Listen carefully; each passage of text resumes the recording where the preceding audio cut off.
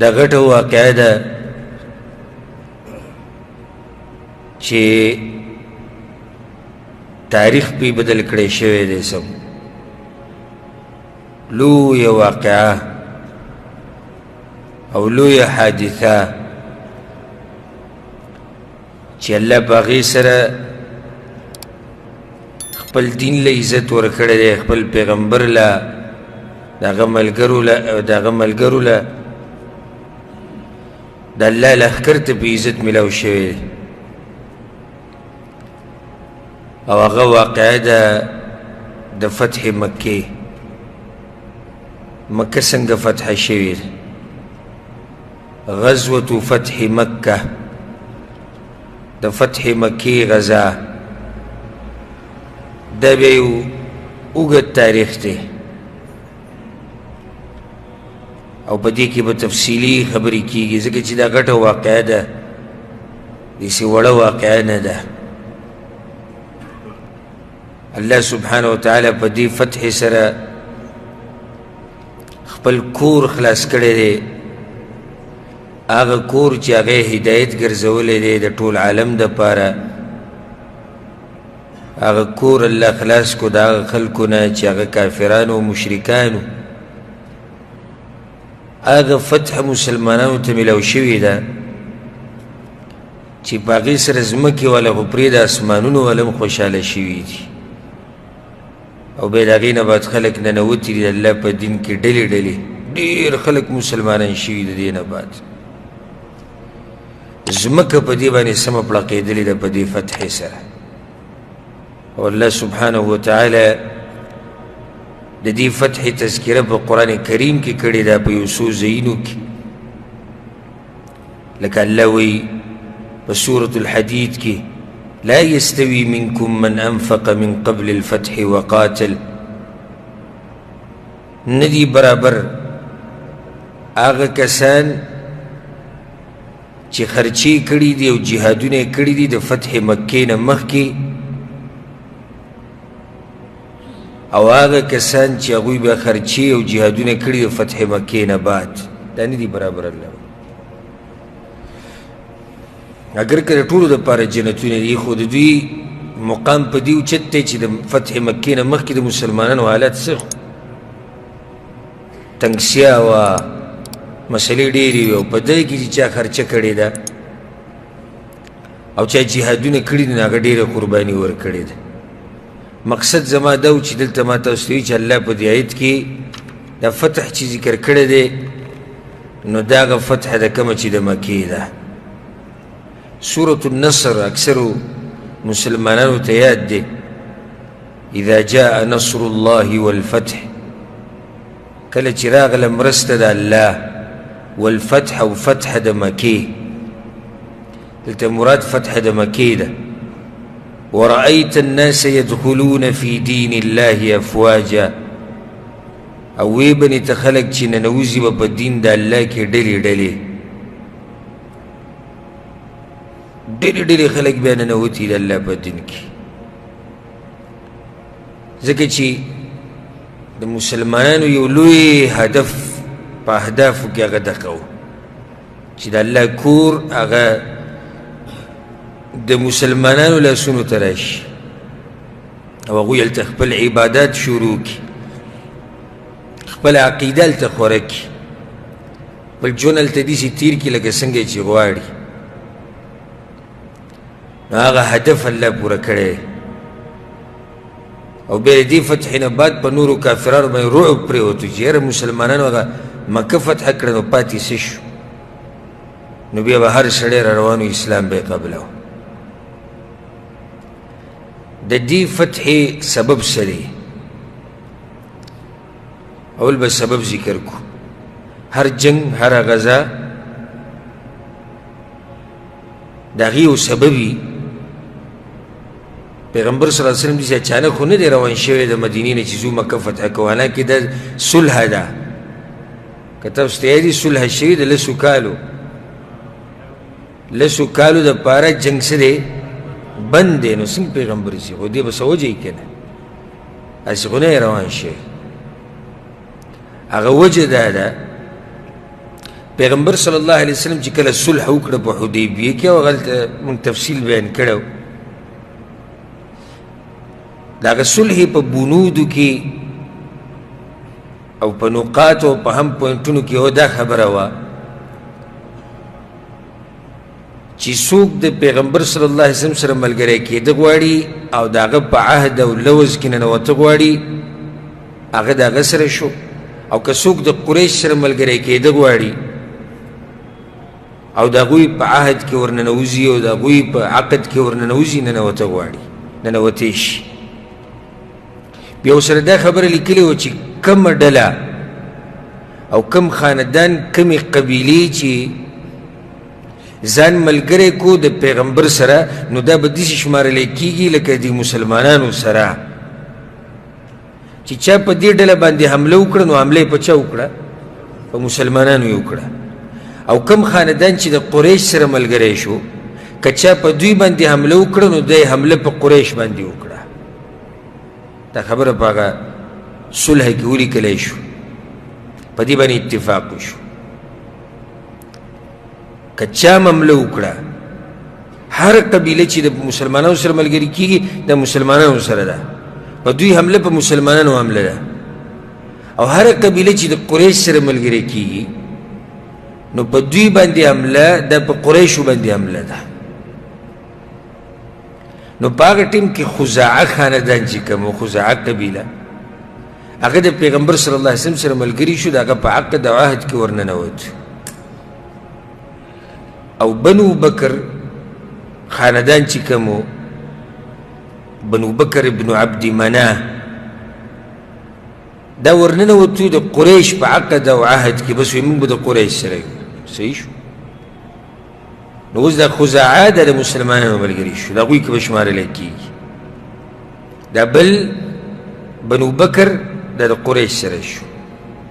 ښه د دې بنو بکر او خزاعه په منځ کې د پوخانه جنګونه روانو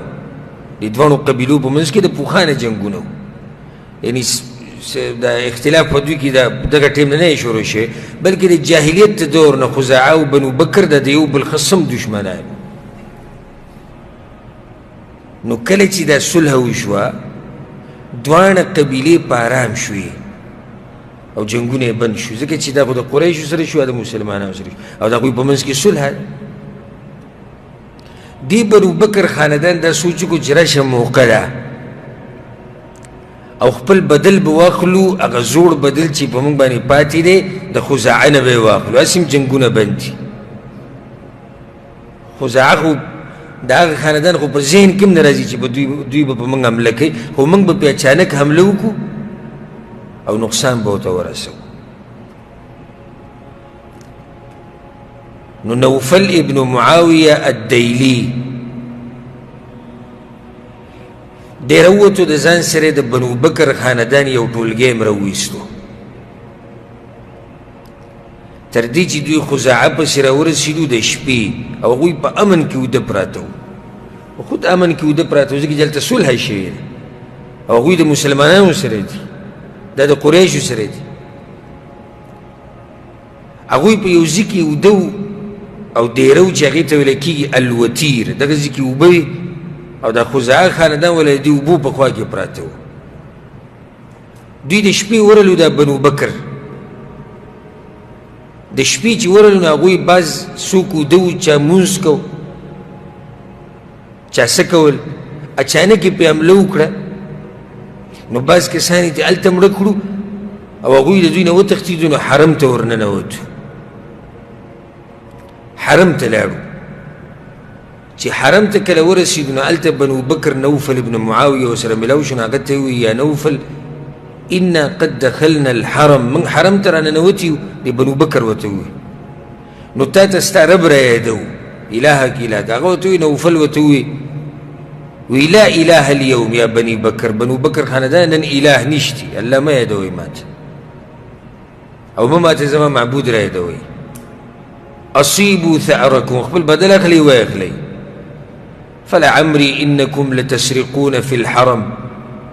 تاسو په حرم کې غلاګانې کړي د مخکې نه په غلا مشهور یې نه تاسو به اوس دلته منع شي خپل بدل به اخلئ که نه نو د خزاعه قبیلې دغه جماعت دوی وتښتېدو، بنو بکر پسې شاته دي او تورې پسې راګستې دي. نو دوی د بودیل ابن ورقا کور ته ورغلو. بودیل ابن ورقا دا د خزاعه خاندان مشر دی. دا کوم کسان چې په کومو چې حمله شوي د راوتښتېدو دغه بودیل کور ته ورغلو، نو هغه دروازه بنده وه د هغه د کور او بودیل نه و. او د شا نه پې بنو بکر خاندان راغی. نو ځکه د بودیل د دې دروازې په خوا کې د هغوی نه 20 کسان مړه کړو. دغه ټیم کې غدر او خیانت څه شی دی چې د قریشو بعض کسان په کې شریک شوي دي. د خزاعه د دې کسانو په دې وجلو کې د قریشو بعض کسانو لکه صفوان ابن امیه، حویطب بن عبد العزى، مکرز بن حفص، عکرمه بن ابي جهل، سهيل بن عمرو،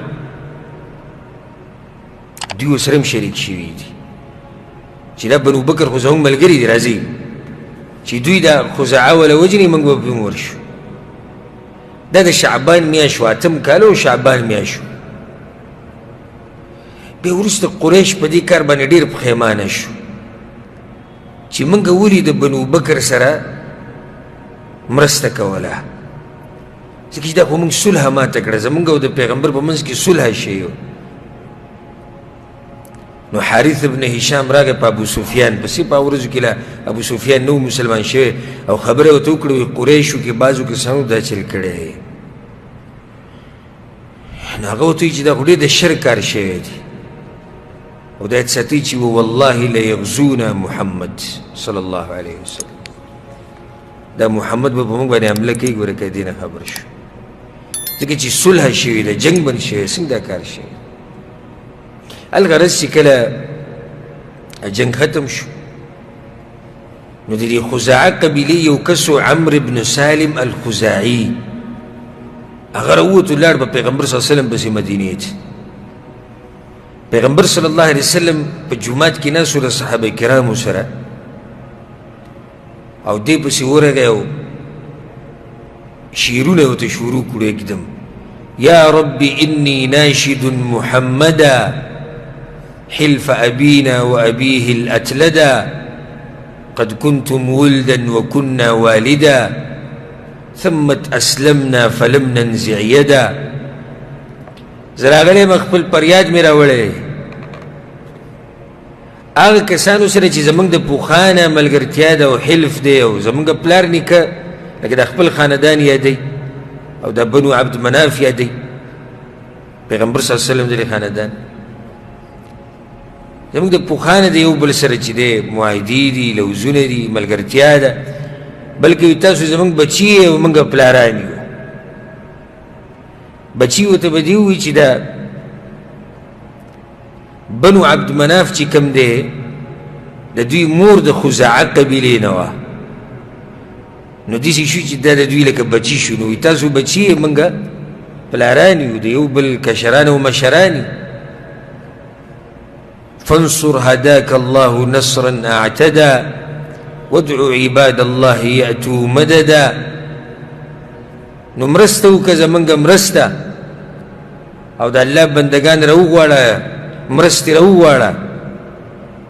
فيهم رسول الله قد تجردا ابيض مثل البدر يسمو صعدا. داسې لښکر تیار کړه چې د الله پیغمبر پکې وي او اسلحې یې اچولي، جنګ له رواني، او داسې به ښکاري لکه څنګه چې سپومۍ پړقېږي، دغه شان به پړقېږي. في فيلق كالبحر يجري مزبدا إن قريشا أخلفوك الموعدا. داسې لښکر پسې بوځه، داسې لښکر لکه دریاب ده، په دریاب چې د زګونو د چپېره رواني، دغه شان لښکر پسې بوځه. قریش ګوره وایي ستا لوز مات کړی، پیغمبر ته لګیا دی. ونقضوا ميثاقك المؤكدا وجعلوا لي في كداء رصدا. ستا هغه مضبوط لوز چې کوم تا د هغوی سره کړی، ستا هغه مضبوط لوز چې کوم تا د هغوی سره کړی و، هغه یې مات کړی. او په کدا علاقه کې او په کدا علاقه کې هغوی ما ته راجمع شي و ما ته ناس وزعموا ان لست ادعو احدا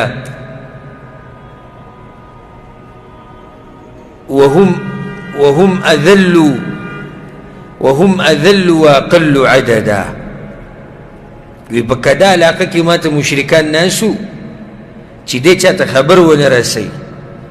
او څوک راپسې رانه ویلي وهم اذل هغه ښه ذلیله دي واقل عددا شمار کې هم لږ دي هم بیتونا بالوتیر هجدا وقتلونا رکعا وسجدا. په موږ باندې حمله کړې وه په وتیر علاقه کې. تاسو رکسات مخکې مه وکړئ چې دوی وتیر کې په وتیر علاقه کې په موږ باندې حمله وکړه په داسې حالات کې چې بعض په موږ کې په رکوع کې او بعض په سجده کې وه. پیغمبر صلی الله علیه وسلم چې کله دا خبرې ختمې کړې وې ختمې شوې وی نصرت یا عمرو بن سالم مرسته دې وشوه ستا مرسته به کېږي. فما برح رسول الله صلی الله علیه وسلم حتى مرت بهم صحابه. په اسمان کې وریځ راښکاره شوه. پیغمبر صلی الله علیه وسلم وی ان هذه السحابه لتستهل بنصر بني كعب. دا وریځه زیرې راکوي د مرستې چې مرسته به د بنو کعب دی. خزاعه ته بنو کعب هم ویلی کېږي. د دوی مرسته به کېږي. بیا بودیل ابن ورقا راغی. بودیل هغه دروازې په خوا کې جنګ شوی و که نه د خزاعه مشر. نو هغه هم د ځان سره څه کسان را روان کړو او رالو مدینې ته او پیغمبر صلی الله علیه وسلم ته تفصیلي خبر ورکو او دی ورته ووایي چې قریش ګورې د بنو بکر مرسته کړې ده. دا یقیني خبره د بنو بکر مرسته یې کړې ده او د خزاعه کسان یې پرې وژلي دي. بیا دا وفد را واپس شو لاړ مکې ته. خزاعه قبیلې ده کوم کسان چې راغلي. قریشو ته پته ولګېده چې جاښه جوړه شوې ده او سمه جاښه جوړه شوې ده. یریدو چې څه به کېږي انجام به دې کار سره وشي. نو هغوی یو هنګامي استشاري مجلس را وغوښتو د مشورې دپاره چې څه به کوو. مجلس شورا یې کېنو. نو په هغې کې مجلس شورا دا خبره وټاکله چې ابو سفیان به ولیږو مدینې ته او دی به دا عهد او دا صلحه نوي کي تازه به یې کړي چې زه اوس چې څه شوي دي هغه شوي دي او دا صلحه به نوره څه کړو بیا به یې نوي کړو بیا به یې تازه کړو او بیا به داسې نه کېږي داسې به وکړو. نو پیغمبر صلی الله علیه وسلم ته پته و چې دا قریش به څه کوي. اته اندازه لګېدلې وه او دی ووایي ملګرو ته کأنکم بأبي سفیان. ما ته داسې ښکاري پیغمبر صلی الله علیه وسلم ورته وایي چې ابو سفیان به راځي او دې دپاره به راځي چې لیشد العقد ویزید فی المده. دی به دا مدت ډېرې او وایي به چې دا لوز تازه کوو دې دپاره به راځي. ما ته داسې ښکاري. خیر ابو سفیان د مکې نه راووتو. نو کله چې د عصفان علاقې ته ورسېدو ابو سفیان عصفان علاقې ته ورسېدو نو هلته ورسره بودیل ابن ورقا میلاو شو. بودیل د خزاعه خاندان دا مشره کوم چې مکې نه مدینې ته تللی پیغمبر له خبر ورکو نو خو د مدینې نه واپس سره روان دی ورسره په لاره کې میلاو شوي. من این اقبلت یا بودیل. بودیله د کوم ځای نه رالې ته پته و چې دی د خزاعه قبیلې مشر د خو بل ځای ته نه یې تللی مدینې ته تللی. نو هغه ورته سرت فی خزاعه فی هذا الساحل وفي بطن هذا الوادي. بس دا زموږ د خاندان څه کسان وي ګرځو دې ساحل طرف ته به وځو دی وادی طرف ته دی خور طرف ته به راوځو داسې په چکر راوتي. ابو سفیان ورته او ما جئت محمدا. ته د محمد صلی الله علیه وسلم خواله خو نه یې تللی. ابو سفیان ډېر هوښیار سړی. هغه ورته نه نه هلته نه یم ته هلته څه کوو. ښه صحیح. بودیل لاړ مکې ته روان شو مکې ته. ابو سفیان وی زه دې معلومومه چې دی مدینې ته تللی که نه یې تللی. څنګه به معلومې وی که د دوی د سورلۍ د اوښان مدینې ته تلي نو دوی به لازم هغه څه خوړلي چې په هغې کې به یې د کجوري هم خوړلي. نو راځئ چې کوم ځای کې دوی ودرېدلي دي هغه ځای ګورو. کوم ځای کې چې هغوی ډېره شوي دي وخت یې تېر کړی هغه ځای ته ورلو. نو هلته د دې اوښانو هغه پچې پرتې وي هغه یې راواغستی او داسې ماتې کړه نو په هغې کې دننه د کجوري هډوکی و دا خو د مدینې نښه ده که دا د مدینې نښه ده ځکه چې کجوري خو هلته دي که وی احلف بالله په الله قسم خورم لقد جاء بدیل محمدا بدیل په محمد صلی الله علیه وسلم پسې تللی دی کې شک نشتی دغه یې نښه ده که د کجوري دا دانه او دا هډوکې دا د مدینې علامه ده چې دوی تللی دي مدینې ته بیا ابو سفیان راووتو خپل سفر یې پوره کړو لاړ مدینې ته ورسېدو نو د ده لور خو د پیغمبر صلی الله علیه وسلم په نکاح کې وکړه رمله ام حبیبه رضی الله عنها نو دی اول ورغې د هغې کور ته چې د لور د هغې سره به ملاقات وکړمول او هغې ته به خبره وکړم ایمان څه ته وایي دا واورئ کله چې دی راغی او کېناستو والا و په یو طلایي باندې د لور په دې کور کې طوته عنه نو هغې ته هغه طلایي راټوله کړه ابو سفیان ورته یې لور وې پوه نه شوم ستا په دې کار باندې دا طلایي زما قابله نه ده او که نه زه دې طلایي قابل نه یم دا خو طلایي یا چټایي چې څه ده هغه دې راټوله کړه ورته وی بل هو فراش رسول الله صلی الله علیه وسلم دا طلایي د پیغمبر صلی الله علیه وسلم طلایي دی په دې هغه دمه کوي په دې پرېوځي وانت مشرک نجس او ته مشرک او پلیت فلم احب ان تجلس على فراش رسول الله صلی الله علیه وسلم نو ما نه غوښته چې ته د هغه پاک انسان په طلایي باندې کښېنې دې ته وایي ایمان دې ته وایي تقوا دې ته وایي جذبه د الله دپاره غیرت د پیغمبر دپاره غیرت د قرآن او د حدیث دپاره غیرت او د هر څه به مخکې کې د خپل خاندان نه د مور پلار نه د پیسو نه د مال او د دنیا نه د هر څه نه به دا مخکې کې محبت د الله سره او محبت د رسول الله صلی الله علیه وسلم سره محبت د الله دین سره چې دا زوروري د هر چا سره د محبت نه نو دا ایمانی جذبه ازده کوي د پیغمبر صلی الله علیه وسلم د بیبي رمله ام حبیبه رضی الله عنها نه هغه ورته ویي لقد اصابك یا بنیة بعدي شر زمانه بعد وی تا ته ډېر شر در رسېدی ډېره بدله شوې وي بیا ابو سفیان ووتو په پیغمبر صلی الله علیه وسلم پسې ورغی ورته ویي یا محمد اشدد العقد اے محمد صلی الله علیه وسلم دا عقد بیا مضبوطه و دا لوز بیا مضبوطه و زدنا فی المده و دا مدت پې هم ډېره و نه پیغمبر صلی الله علیه وسلم ورته ویلي دې له راغلی یې یو دې له راغلی نو ولې وایي چې چل شوی دی ځان یې چې زه نه یم خبر ولې څه شوي دي نه نه معاذ الله وي په الله پورې پناه نیسو هېڅ هم نه دي شوي نحن على عهدنا وصلحنا يوم الحدیبیه من خو په خپل لوز باندې مضبوط ولاړ یو کوم لوز چې په حدیبیه کې شی لا نغیر ولا نبدل نه به څه تبدیلي راولو نه پکې څه تغییر راولو پیغمبر صلی الله علیه وسلم ولې جواب ورنکړو دی ورته ونوایي چې آو راځه دا صلح به زیاته کړو یا مدت به زیاته کړو ابو سفیان ته پته ولګېده چې پیغمبر صلی الله علیه وسلم جواب نه ورکوي لاړ په ابوبکر صدیق رضی الله عنه پسې هغه ته وایي ته پیغمبر ته که سپارش وکړي نو هغه ما انا بفاعل دا کار خو زه نشم کولی دا داسې خبره چې زه پکې ګوتې نه وامه صحیح ده لاړ په عمر بن الخطاب رضی الله عنه پسې وی ته پیغمبر ته سفارش وکړه چې دا عقد نوی کړي او دا مدت پکې ډېر کړي هغه وی انا اشفع لكم الى رسول الله صلی الله علیه وسلم زه به سفارش کوم ستا پیغمبر صلی الله علیه وسلم ته چې یو ذره شی را سره په لاس کښېږي که نه څه شی هغې د سره هم جنګ کوم زه او ته وایې لاړ شه خبره ورته د صلحې وکړه په یو روایت کې راځي چې هغه ورته ووایي هغه لوزونه هغه عهدونه زاړه شوي دي وي هغه عهدونه پرې شوي دي وما كان منه مقطوعا فلا وصله الله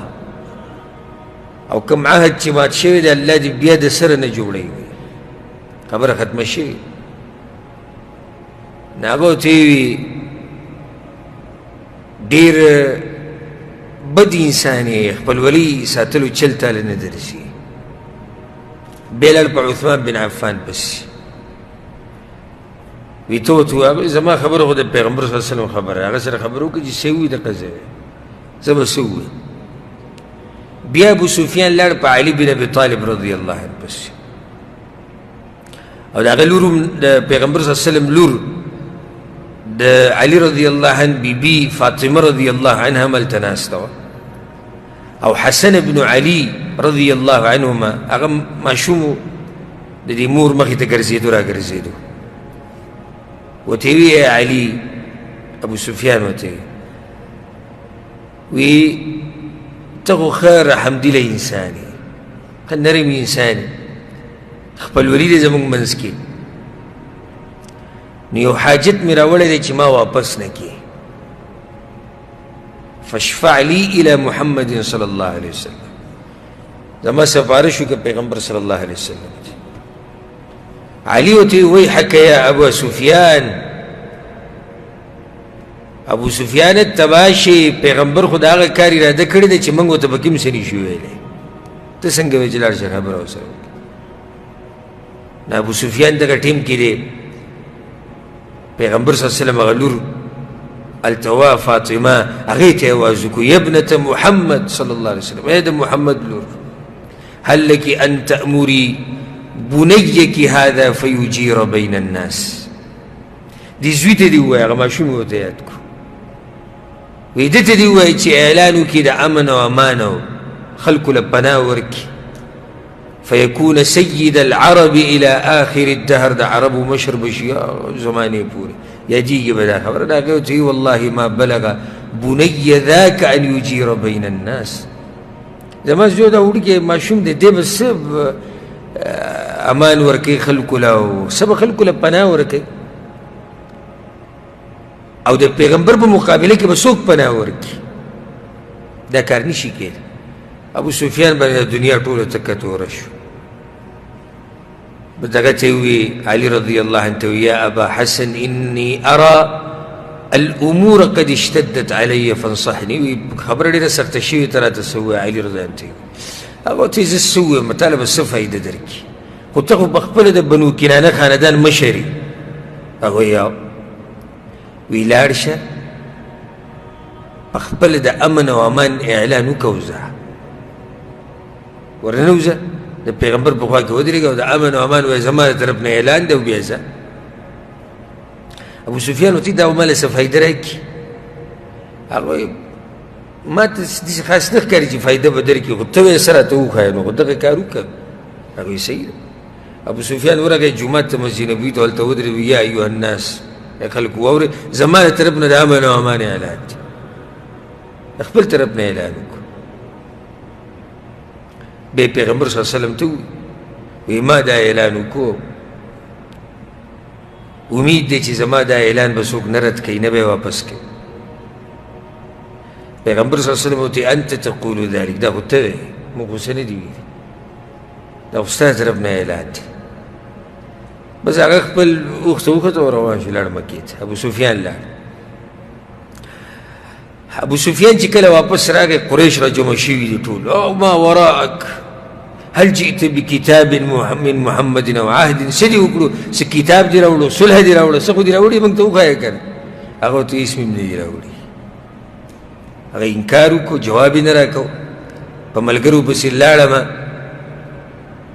وی د دغه انسان چې څنګه تابعداري د ملګري کوي داسې ما څوک نه دی لیدلی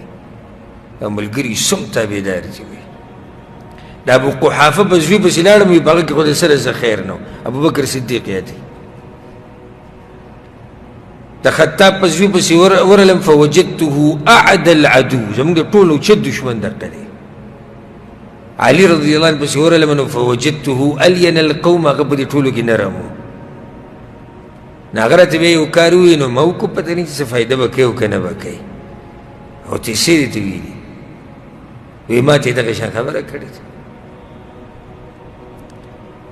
او ما ته دا ووایي چې ته خو ځان له مشر یې د بنو کنانه د قریش مشر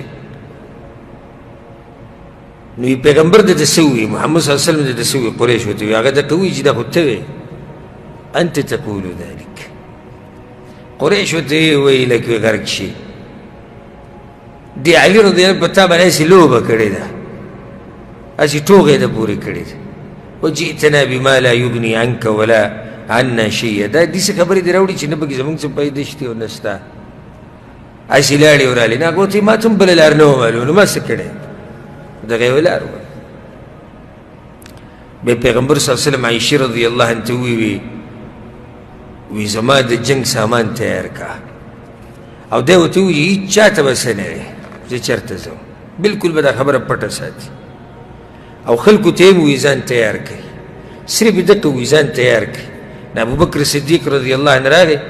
په عایشه رضی الله عنها پسې هغه لګیا و پیغمبر صلی الله علیه وسلم له سامان تیارو وی لور وی امرک رسول الله صلی الله علیه وسلم ان تجهزوه پیغمبر صلی الله علیه وسلم دې ته امر کړی وی او هغه ویلي چې سامان تیار کړه وی فاین ترینه یرید هسې وي کوم ځای ته به روان یي هغه ویلې وه هېڅ هم ونه یي ځکه چې هلته پیغمبر ورته څه ویلي وي خبره به پټه ساتي ها وی لعله یرید بني الاصفر په هغه زیړو پسې به ځي او زیړ بنو الاصفر د رومیانو ته ویلی کېږي کیدای شي په رومیانو باندې حمله کوي هغې له به ځان تیاری هغه بیا غلی شوه او فلعله یرید اهل نجد کیدای شي نجد باندې حمله کوي نجد والا باندې بیا غلی شو فلعله یرید قریشا کیدای شي په قریش باندې حمله کوي هغه بیا غلی شوه هېڅ هم ونه وي په دې کې پیغمبر صلی الله علیه وسلم راغی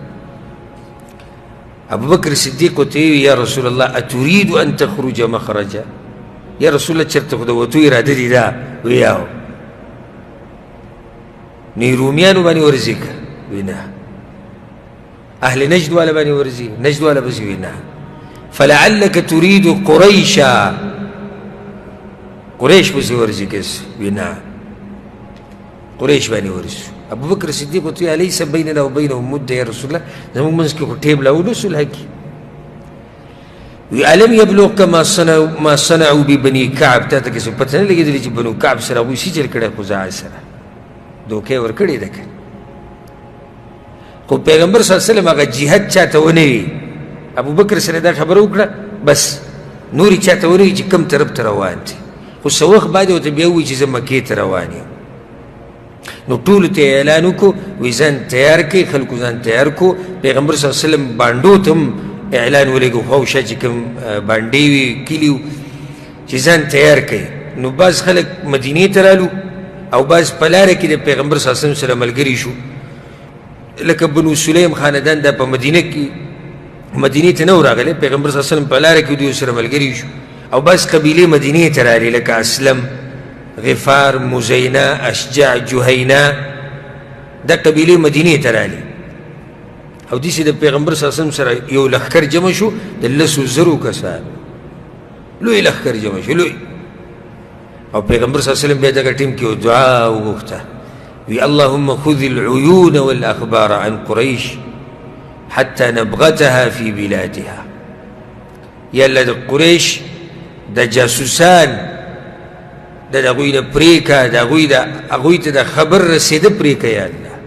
چې هغوی ته د سره خبر ونه رسي او موږ په هغوی باندې اچانک حمله وکړو بیا پیغمبر صلی الله علیه وسلم روان شو په دې لارو کې چې هغه د 2 غرونو په منځ کې او په هر غر باندې یو ټولګی به ودرولی په دې غر په دغه غر په منځ کې به پخپله روان او دا به وي چې څوک راځي او تاسو یې نه پېژنئ واپس کوئ ناشنا کار پیغمبر صلی الله علیه وسلم بل وکړو یو سریه ولېږله ادم علاقې ته دا ادم د مدینې نه داسې 36 میله کې دی او مخکې ما د دې دوم علاقې یو تذکره کړې وه که چاته یاد دی هغه علاقې ته پیغمبر صلی الله علیه وسلم ابو قتاده ولیږو وایي بس دا کسان ستا سره ملګري شو ځه چېرته وي یا رسول الله دم ته ځه نو دې نه بلکل داسې ښکاره شوه خلکو منځ کې مشهور شو چې حمله په کوم ځای باندې ده دم علاقې باندې ده بس هغه طرف ته لاړ هلته چې لاړ بیا د هغه ځای نه واپس بیا راغلی د پیغمبر سره بیا ملګری شوی نو دا کار پیغمبر صلی الله علیه وسلم دې دپاره وکړو دا کار یې دې دپاره وکړو چې خلکو ته داسې ظاهره شي چې موږ هغه طرف ته ورغلي یو په دغه دوران کې یو ناشنا کار وشو هغه ده پیغمبر صلی الله علیه وسلم چې کله هم مکمل تیاری وکړو روان شو مکې ته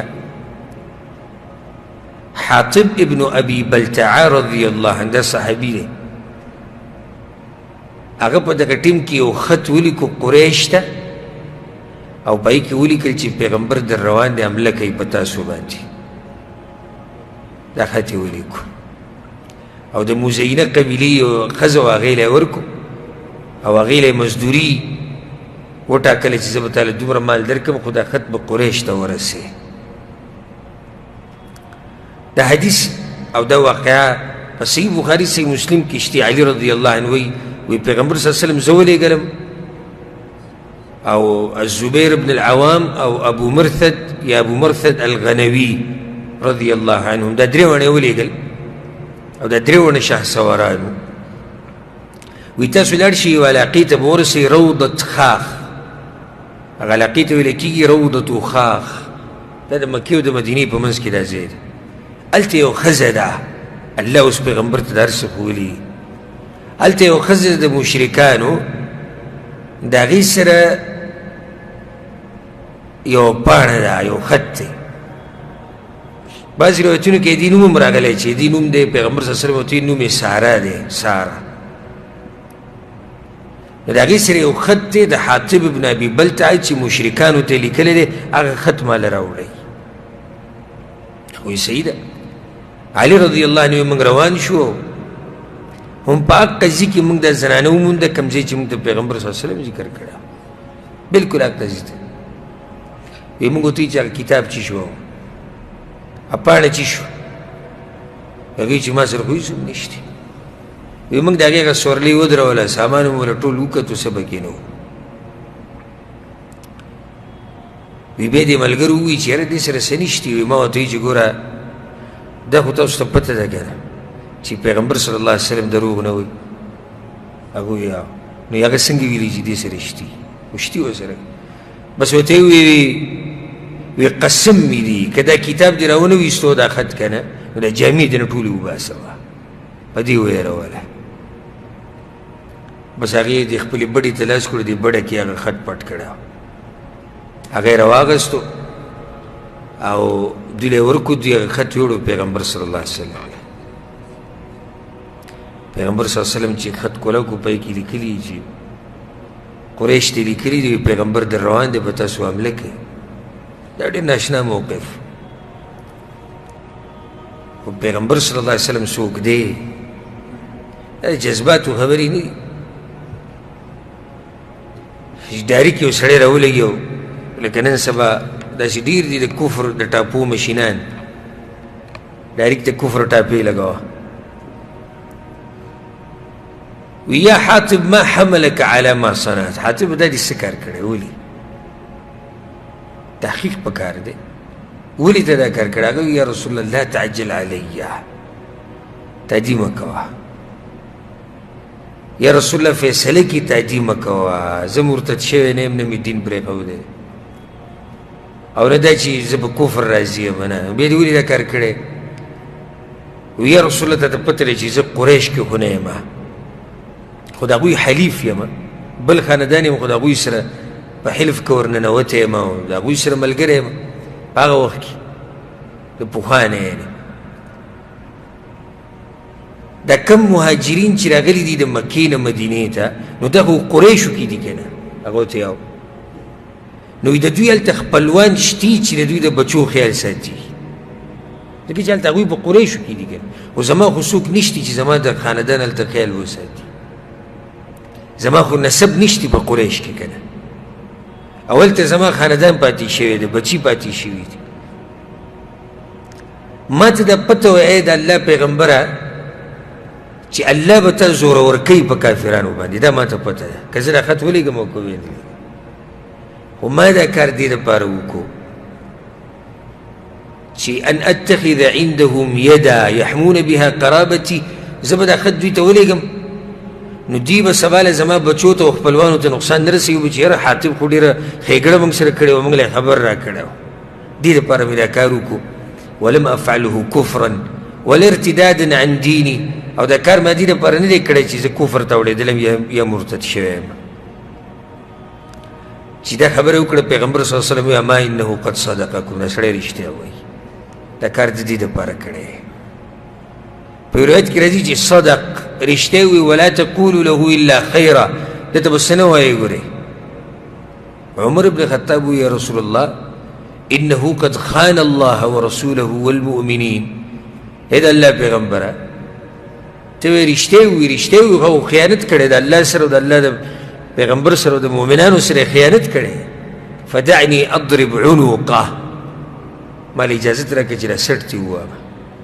پیغمبر صلی الله علیه وسلم ته نه انه قد شهد بدرا دا بدر په غزا کې شریک شوی او ولې تا ته پته ده نه چې الله راښکاره شوی دی او بدر والا ته ویلي اعملوا ما شئتم فقد غفرت لكم تاسو چې څه کوئ کوئ ما بخلي د عمر بن خطاب رضی الله عنه د سترګو نه اوښکې روانې شوې او دی وی الله ورسوله اعلم الله او د الله رسول ښه پوهېږي نو بیا الله دغه آیتونه نازل کړو د سورة الممتحنه د اولني آیتونه یا ایها الذین آمنوا لا تتخذوا عدوي وعدوکم اولیاء ای ایمان والو زما دشمنانو او د خپلو دشمنانو نه دوستان مه جوړوئ چې تاسو ورته د مینې محبت خبرې لیږئ دغه آیت کې الله وی دې خلکو د حق نه انکار کړی دی دې خلکو پیغمبر ویستی د مکې نه تاسو یې ویستی د مکې نه په دې وجه ان تؤمنوا بالله ربکم چې تاسو په خپل رب ایمان راوړی نو داسې کار به بیا نه کوئ الله وایي و دې ځای کې ګوره اولنۍ وقفه دلته د سوچ خبره هغه ده حاطب رضی الله عنه معمولي سړی خو نه دی که مسلمان صحابي او بیا په مهاجرینو کې دی او دا هغه راز ښکاره کوو ګوره د دلیل دی په دې باندې چې د خطا نه او د غلطۍ نه ساتونکی ذات هغه الله دی او انسان کمزوری دی د ده نه خطا کیدی شي دی په غلطۍ کې واقع کیدی شي انسان کمزوری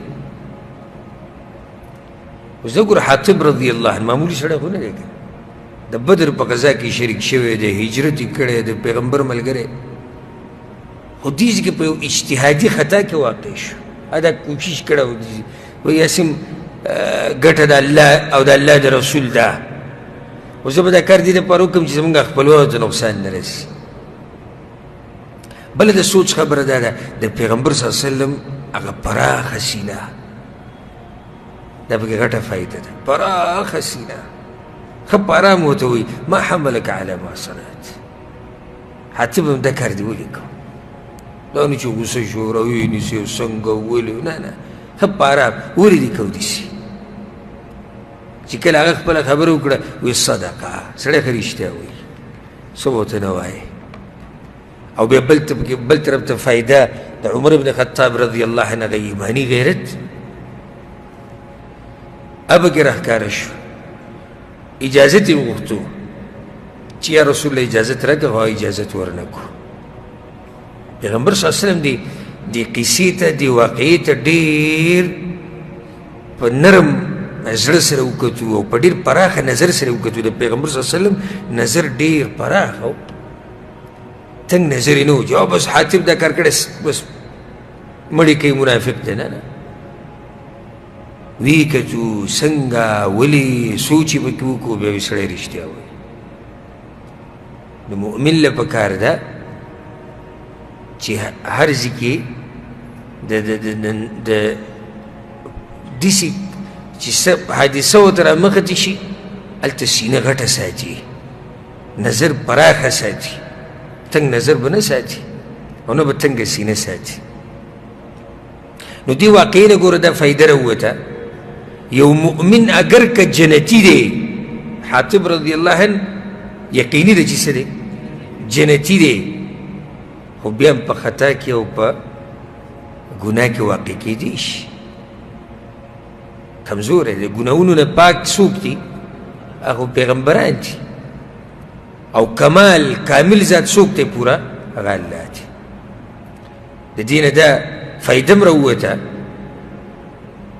رد په تکفیریانو او خوارجو باندې، مسلمان به په یو ګناه باندې نه کافر کړي او یا ډایرکټ چې او به تا کافر سره رابطه کړې ته کافر یې نه. بعضو که به دې ولیدي چې کافر سره دې لاس میلاو کړو که نه، به تا به هم فتوې را سټارټ کړي چې دا څه دی؟ کافر دی، دا مرتد دی، او دا درباري دی، او دا دغه دی، او دا داسې نه. داسې کې وګوره پیغمبر صلی الله علیه وسلم حاتب ته کافر خو نه دی ویلی، بلکې الله چې به کوم خطاب کړی، یا ایها الذین آمنوا، ای ایمان والو،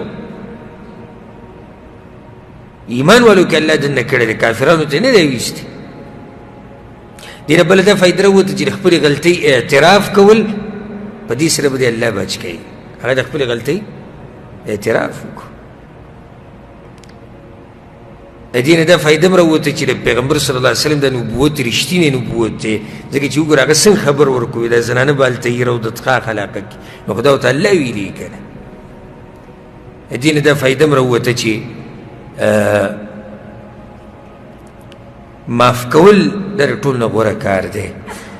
که څوک خطا شي نو د هغه اته معافي کول دا د ټول نه غوره صفت دی. دلته یو هسې یو فایده به ورته ذکر کړم، زړه ته مې راله. مصطح رضی الله عنه کله چې په عایشه رضی الله عنها باندې هغه بهتان ولګېدو، مصطح پکې هم خبرې کړې وې که نه، حالانکې مصطح هم صحابي دی او په بدر کې شریک شوی دی. پیغمبر صلی الله علیه وسلم بیا په مصطح باندې حد قایم کړی او دلته په دغه باندې حد قایم نشو په حاتب باندې، نو په هغه ولې حد قایمیږي؟ هغه هم په بدر کې شریک شوی.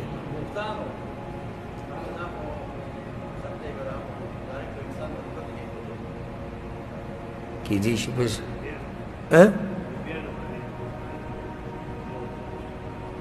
نه نه هغه هم خطا شوی، دی هم خطا شوی، د هغه هم خطا شوی. جواب دا دی مصطح چې کوم کار کړو نو شریعت د هغې حد ښوولی دی، او د دې کار خو حد نه دی ښوی شوی دی، نو ځکه په ده باندې حد قایم نه شو، په هغه باندې حد قایم شو. ځکه چې شریعت کې چې په چا باندې ته بهتان ولګې نو د هغه حد خو ښوی شوی دی، سورة النور کې شتي که. بل دې نه دا فایده راووته چې حد قایمول دا غټه فایده یې ده ساتي، علمي مسله او فایده منه. حد قایمول، قصاص نافذول، شرعي سزاګانې ورکول، دا د حاکم وقت کار دی او دا د امیر او د مشر کار دی. دا نه چې زه به مړه پاسم او ته به مړه پاسې، هر سړی به لږې حدود به قایموي. هغه مړ که مرتد دی، دغه مړ که مونځ نه کوي، هغه مړ که جادوګر دی، دغه رجم که د زنا کړی، دنه لاس پرې د غوغا به جوړه شي. دلیل پې دا دی چې پیغمبر صلی الله علیه وسلم عمر بن خطاب رضی الله عنه چې کله دې تپوس وکړو، عمر بن خطاب وی رسول الله اجازت راکوي، اجازت نشته. مطلب دی چې مشر شتي نو سزا ورکول د هغه کار دی، د عمر رضی الله عنه کار نه دی. ورسېدی په دې مسله کې پیغمبر صلی الله علیه وسلم د مدینې نه ووتو، څو کسان ورسره؟ 10,000 کسان ورسره، او مهاجرین او انصار ورسره ټولو. او دا د روجې میاشت وه، دا د روجې میاشت وه، هغوی روجې هم نیولې وې. د رمضان میاشت وه، 10 رمضان و 10 او 8 کالو د هجرۍ. بیا مکې ته په 19 رمضان رسېدلی. مدینه باندې پیغمبر صلی الله علیه وسلم یو صحابي مشر کو، ابو رهم کلثوم ابن الحسین الغفاری. بعض روایتونو کې راځي عبدالله ابن ام مکتوم مشر کړی. نو څنګه به دا دواړه روایتونه جمع کوو؟ دا به داسې جمع کوو چې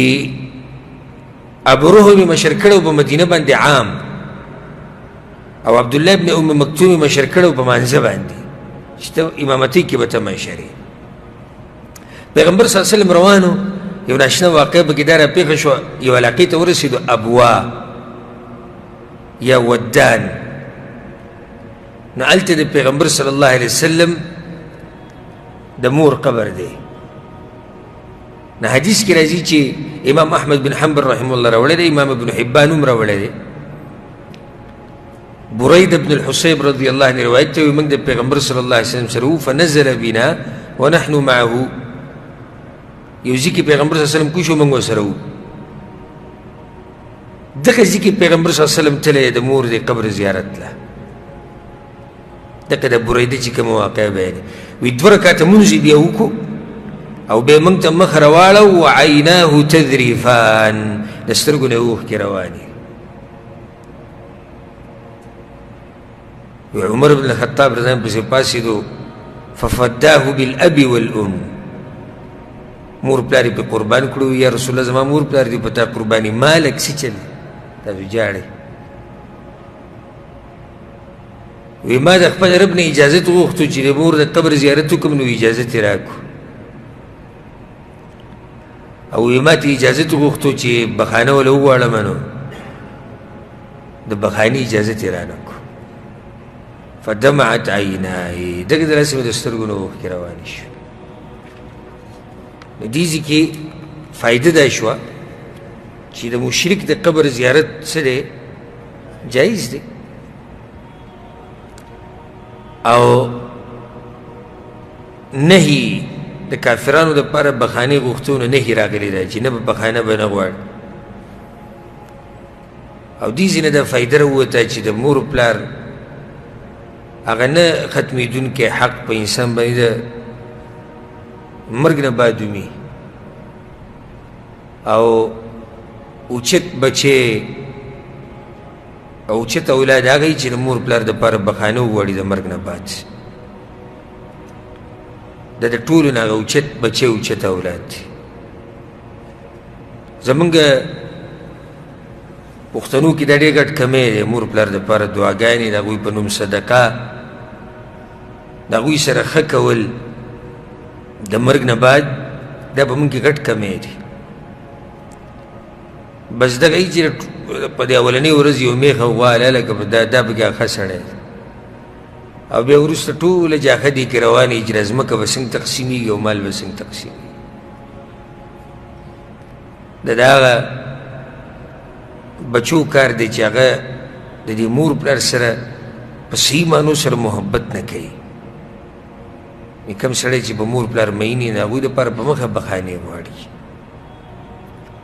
پیغمبر صلی الله علیه وسلم روان و، بیا روان شو مخې ته مکې ته. یو علاقې ته ورسېدو، نبیق العقاب، نبیق العقاب، مکې او مدینې په منځ کې. هلته ورسره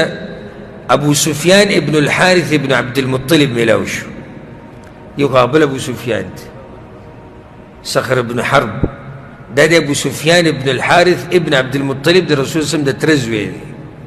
حارث د رسول صلی الله علیه وسلم تره دی که د هغه زوی دی. او دا د پیغمبر صلی الله علیه وسلم روم دی، رضایي رور دی، حلیم السعدیه. پیغمبر صلی الله علیه وسلم د هغې پیس کلي دمس کلي. نو یو په دې لاره کې ابو سفیان مخې له راغی، دویم عبدالله ابن ابي امیه ابن المغیره دیم مخې له راغی. او دا د پیغمبر صلی الله علیه وسلم د ترور زوی دی، د عاتکې زوی دی. او عاتکه دا د پیغمبر صلی الله علیه وسلم د والد صاحب خور وه. نو دواړه خپل مخې له راغلي. دا یو د پیغمبر صلی الله علیه وسلم د تره زوی دی، او دا دویم څه دی؟ د ترور زوی دی. او دا دویم چې کوم دی نو دا د ام سلمه روم دی. ام سلمه رضی الله عنها د پیغمبر صلی الله علیه وسلم بیبي، د هغې رور دی د پلار د طرف نه. په مور کې ورسره نه شریک، پلار کې ورسره شریک دی. دا ابو سفیان چې د پیغمبر صلی الله علیه وسلم سره نبوت نه مخکې ډېر ښه و، خو چې کله پیغمبر صلی الله علیه وسلم ته نبوت میلاو شو،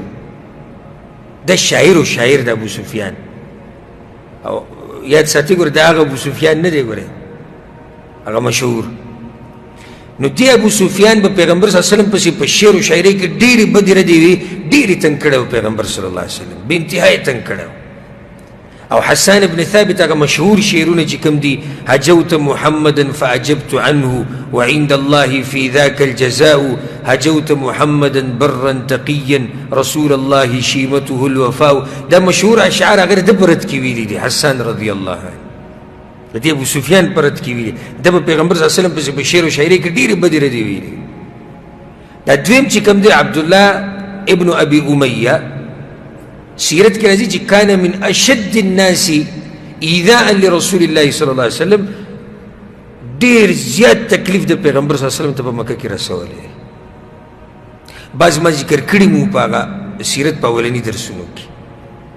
نو دا دواړه چې کله د پیغمبر مخې ته رالو، اعرض عنهما، پیغمبر صلی الله علیه وسلم ته مخ واړو.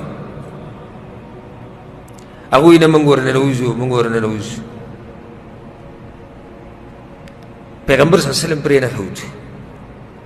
نو ام سلمه رضی الله عنها پیغمبر صلی الله علیه وسلم ته وی یا رسول الله، دا یو دی د تره زوی دی او دا بل دی د ترور زوی دی، نو دومره مه بدبخته کوه چې ته یې پرېږدې. پیغمبر صلی الله علیه وسلم ورته لا حاجة لی بهما، زما دوی ته هېڅ ضرورت نشته. دا تره زوی چې دی نو زما عزت یې تار تار کړی، دا به ما پسې په شعر و شاعرۍ کې خبرې نه کولې. دا بل چې کوم دی ترور زوی، دا خو مې بس خرګنۍ کې هم راځي. فهو الذي قال لي بمكة ما قال، دا خو موږ سره هغه څه کړي دي په مکه کې چې څه یې کړي دي. هغوی ته خبر ورسېد. نو ابو سفیان او د ده سره د زوی هم راغلی او جعفر، نو هغه قسم وخوړو د ابو سفیان، وی یا به پیغمبر موږ له اجازت راکوي چې موږ ورسره میلاو شو، او یا به زه د خپل زوی د ځان سره روان کړم او وبوځم په دې ځمکه باندې چې چېرته لاړم بس مړ به شم د لوږې او تندې ده. پیغمبر صلی الله علیه وسلم ته چې کله پته ولګېده، هغه ډېر نرم زړه و چې دی وایي چې زه به وځم او دا زوی به ځان سره بوځم، بس اجازت یې ورکړو. نو په هغه ټیم کې علي رضی الله عنه ابو سفیان ته دا خبره وکړه، وی تاسو په خپله به پیغمبر پسې ورشئ او داسې ورته ووایئ څنګه چې د یوسف علیه السلام رونو یوسف علیه السلام ته ویلو، قالوا تالله لقد آثرك الله علينا. یوسف علیه السلام رونو څه وایي یوسف علیه السلام ته؟ وی الله ته په موږ باندې راښکاره کړې، وان كنا لخاطئین، او موږ په غلطه یو، موږ ملامته یو. کله چې دوی ورغله ابو سفیان پیغمبر صلی الله علیه وسلم پسې بډاري کې ورته دغه خبره وکړه، تالله لقد آثرك الله علينا. پیغمبر ورته لا تثریب علیکم اليوم، هېڅ ملامتي نن تاسو باندې نشته، یغفر الله لكم الذي تزوم فيه. نو په دغه ټیم کې ابو سفیان اسلام قبول کو، او عبدالله ابن ابي امیه هغه هم اسلام قبول کو، او پیغمبر صلی الله علیه وسلم دغه دواړو نه اسلام قبلول ومنل، او د هغوی اسلام بیا ډېر ښایسته شو. ابو سفیان خو بیا د پیغمبر صلی الله علیه وسلم سره ولاړو، سم ورسره ولاړو مضبوط. او تاسو به واورئ د حنین په غزا کې د ده ډېر ناشنا مواقف دي هلته. او عبدالله ابن ابي امیه دیم د پیغمبر صلی الله علیه وسلم سره د دې فتح په دې غزا کې شریک شوی، په حنین کې شریک شوی، بیا د طایف په غزا کې شهید شوی دی. نو دې دواړو په لاره کې دغه ځای کې اسلام قبول کړو. چا ابو سفیان او عبدالله ابن ابي امیه. پیغمبر صلی الله علیه وسلم ما ته ویل چې روجې به هم نیولې، نو خلکو هم روجې نیولې، د پیغمبر صلی الله علیه وسلم هم روجې. او داسې راځي په روایتونو کې چې پیغمبر صلی الله علیه وسلم به د دې ډېرې تندې نه او ډېره ګرمي نو په دې مخ او په دې سر به اوبه اړولې. او دغه تکلیفونه دي چې پیغمبر صلی الله علیه وسلم او صحابه کرامو زموږ دپاره اوچت کړي دي چې دوی ته دا دین ورسي. نو ځکه عبدالله ابن عباس وایي چې پیغمبر صلی الله علیه وسلم روجه وه او موږ ورسره داسې وتي وو. بیا پیغمبر صلی الله علیه وسلم یو علاقې ته ورسېدو، کدید ورته ویل کېږي، کدید دا اوبه دي، اوبه د عصفان او د قدۍ د علاقې په منځ کې. نو دغه ځای کې روجه ماته کړه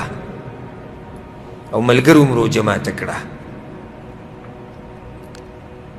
یو روایت کې داسې راځي چې پیغمبر صلی الله علیه وسلم ته وویلی شو چې یا رسول الله بعضو خلکو روجې نیولې چې تاسو نیولې. نو پیغمبر صلی الله علیه وسلم دغه کډي د علاقه کې یو لوښی د اوبو راوغوښته او د ټولو په مخ کې اوبه وڅښلې، روجه ماته کړه، نو هغه ټولو ماته کړه. او پیغمبر صلی الله علیه وسلم ورته داسې هم ووایي انکم قد دنوتم من عدوکم والفطر اقوى لکم. ورو تاسو نږدې کېږئ دشمن ته او بوزه او دا روجه ماتول ستاسو دپاره غوره دي. دا خو یو رخصت فمنا من صام ومنا من افطر. چا روجه نیولې وه چا بوزه کړې وه. خو بیا چې کله نږدې شو چې په سبا له بیا مکې ته ورننوتو نو بیا پیغمبر صلی الله علیه وسلم امر وکړو اوس به روجه نه نیسئ. ټولو ته اوس به روجې نه نیسئ. مخکې خو صحیح د چارې نیوي چا نه نیوي، اوس نه، ځکه چې اوس به دشمن ته بیا مقابله کې و بیا کمزوری. نو پیغمبر صلی الله علیه وسلم په دغه علاقه کې کدید علاقه کې روجه بیا ماته کړه. دغه ځای کې یو ناشنا واقعه را پیښه شو، هغه به ذکر کوم او بیا وخت موږ سره ختم دی. صحابه کرام یو علاقې ته ورسېدو، مرو الظهران، پیغمبر صلی الله علیه وسلم او صحابه کرام دغې ته ورسېدو. نو هلته دوی ځان له میوې شو کولی، ګرځېدو په دې ونو کې، یو طرف ته کیکر ونې او بلې ونې او د ګرځېدو پکې. نو پیغمبر صلی الله علیه وسلم پکې هغوی ته ووایي چې دا میوه پکې کوي او دا هغو ته یا رسول الله اکنت ترعى الغنم، تا ګوره بیزې ساتلي یا رسول الله، ځکه دا مهارت خو دا هغه شی چې بیزې ساتلي. پیغمبر صلی الله علیه وسلم نعم وهل من نبي الا وقد رعاها، هر پیغمبر ساتلي دي بیزې. نو عبدالله بن مسعود رضی الله عنه ونې ته برختلی و، دا میوې را شو کولې. نو چې کله به دا سیلۍ راله او د ونې دا خاخ به وخوځو، نو عبدالله بن مسعود به ورسره وخوځېدو، هغه د بدن نه ډېر کمزوری و. د هغه دا پنډۍ ښکاره شو. صحابه کرام وخندل، ډېرې نرۍ پنډۍ وي د هغه. ورته یې مما تضحکون، تاسو ولې خاندئ؟ هغوی یا نبي الله من دقة ساقۍ. عبدالله بن مسعود دا پنډۍ ډېرې نرۍ دي. پیغمبر صلی الله علیه وسلم ورته والذي نفسي بيده، په هغه رب مې د قسم وي د چا په لاس کې چې زما ساه ده، لهما اثقل في الميزان من احد. دا پنډۍ د قیامت په ورځ په تله کې د احد غر نم زیاتې درنې دي. دا معمولي سړی خو نه دی، په بدن څه کار کېږي. یو سړی د پیړ سټی دی، دا سټی دی ښه د باډۍ نه غټ دی او باډي ساتلي د دغه له چینجو له او خاورو له او دغې له به وړي. نه عبادت شتي، نه ذکر او اذکار شتي، نه د الله دپاره بدن استعمالول شتي، او دا بدن یې دغه له ساتلی دی. په دې خو کار نه کېږي چې زما بدن غټ دی. کار په دې کېږي چې انسان کې څومره ایمان دی. ټوله خبره د ایمان